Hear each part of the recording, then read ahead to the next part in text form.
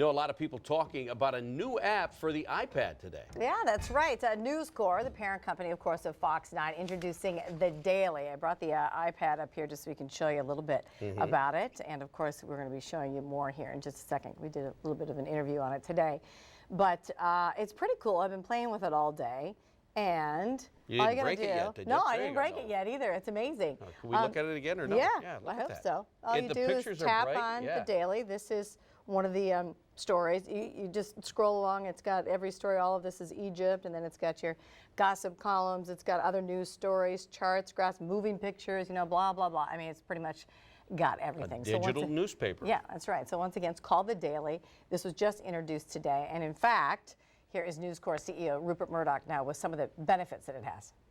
No paper, no multi-million-dollar presses, no trucks. To choose which media. And we're passing on these savings to the reader, which is why we can offer The Daily. The app unveiled in a very Apple-like news conference today, as you see there. More than 100 journalists will be working on content, and it will be new every morning. Apple has an exclusive agreement for The Daily for the first year, but it could come to other tablets after that. Now, earlier tonight, we talked with Ojeda-Zapata. He is the consumer technology columnist over at the St. Paul Pioneer Press. We're talking about The Daily right here on the iPad.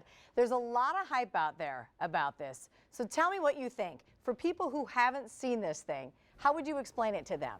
Well, it's a newspaper on the iPad, but the iPad lets you do some interesting things like play video. You can do interactive gaming, you know, crossword puzzles. You can, you know, there are segments where they're like showing a landscape of a foreign country, but you can sort of move your finger to sort of spin around and see the landscape in different perspectives. Yeah. It's a newspaper or a magazine, if you will, but it has a lot of interactivity.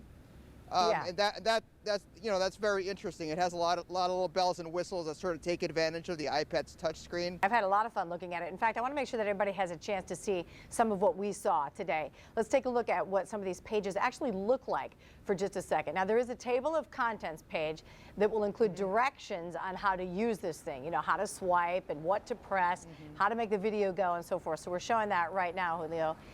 The stories look, as you said, almost like a magazine with large pictures, and this is today's, the launch story, of course, about Egypt here.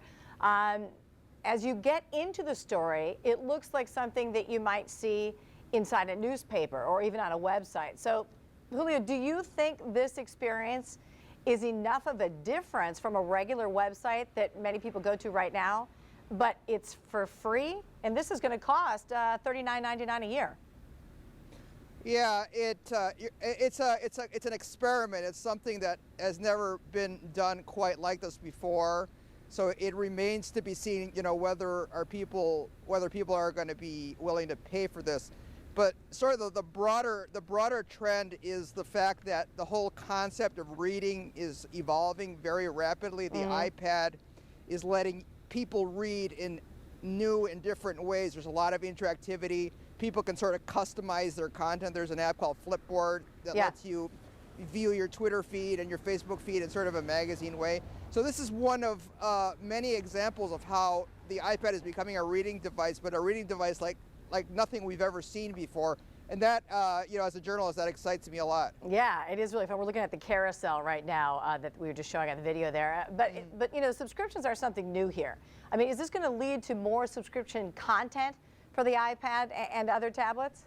Well, this app has a challenge. People are going to pay for it not because it has all these bells and whistles that I mentioned, but they're going to pay for it because the content is compelling. So the challenge is to present content that is so irresistible that people are going to want to pay money for it. So that's the challenge. You know, make the content irresistible. The bells and the whistles are sort of icing on the cake. If you had to make a guess, is this thing going to save the newspaper industry?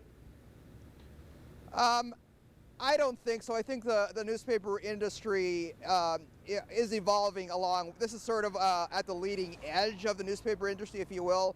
Sure. And other newspapers are doing similar things. And I think the newspaper industry isn't going to die, I don't think. But it's just going to change. You know, 20 years from now, I don't think we're going to recognize it.